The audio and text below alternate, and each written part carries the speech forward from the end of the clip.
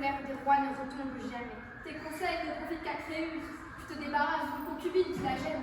Voici que Médée m'accuse d'aimer. Médée t'accuse de meurtre et de trahison. Quel crime peux-tu me reprocher? Tous les miens. Tu en oublies un, celui que tu commets aujourd'hui en me rendant coupable de tout. C'est toi, ces crimes, ce sont les tiens. À qui ont-ils profité? Tous peuvent encore convaincre ton épouse d'infamie. Seule, tu dois encore la défendre. Seule, tu dois la déclarer innocente.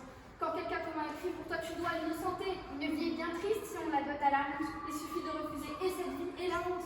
Tu ferais mieux de te calmer. Domine ta colère, pense aux enfants. Je les refuse, je les repousse, je les renie. Mes enfants à qui Créus donnera des frères. La reine est puissante, eux sont des fils d'exilés, des miséreux. Que jamais ne vienne ce jour de malheur. Qui, à ma noble progéniture, unirait une descendance infâme, mêlerait aux fils d'Apollon les enfants de Sisyphe. Tu veux, misérable, m'entraîner dans ta chute? Pourquoi? Va-t'en, je t'en prie. Créon, lui, a écouté les prières d'une mendiante. Dis-moi ce que je peux faire. Pour moi, tu commettrais un crime. Je suis prise entre deux rois. Il y a plus redoutable que ces rois. Il y a Médée. Engageons la lutte. Laisse-moi me battre. L'enjeu sera Jason. Non, je n'en peux plus. Je suis vaincue et je me rends au malheur. Toi-même, prends garde. Tu connais les coups que réserve le sort. J'ai toujours surmonté la fortune. La caste s'obstine et menace. Créon est encore plus près. Fuis l'un et l'autre.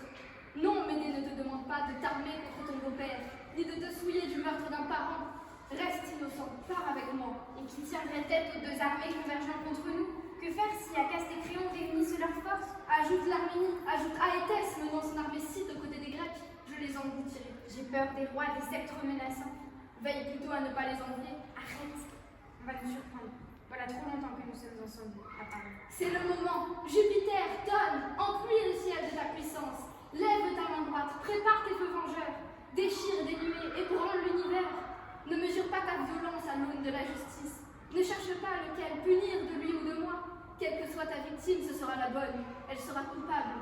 Ta foudre ne peut se trouver de cible. Viens, retrouve la raison, parle calmement. Si quelque chose se trouve dans la maison de mon beau-père qui puisse adoucir ton départ, demande-le. Tu le sais, j'ai assez de courage pour m'épuiser la puissance royale. J'en ai l'habitude.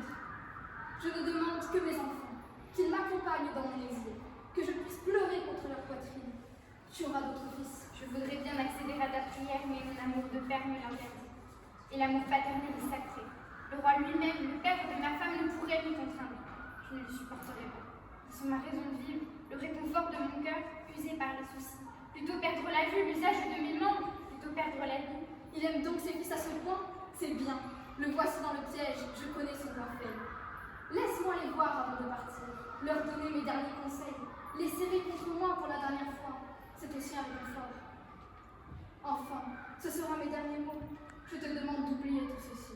Ce flot de paroles désespérées. Souviens-toi de mes bontés. Efface de ta mémoire ma colère d'aujourd'hui. J'ai déjà tout oublié. Et je t'en prie.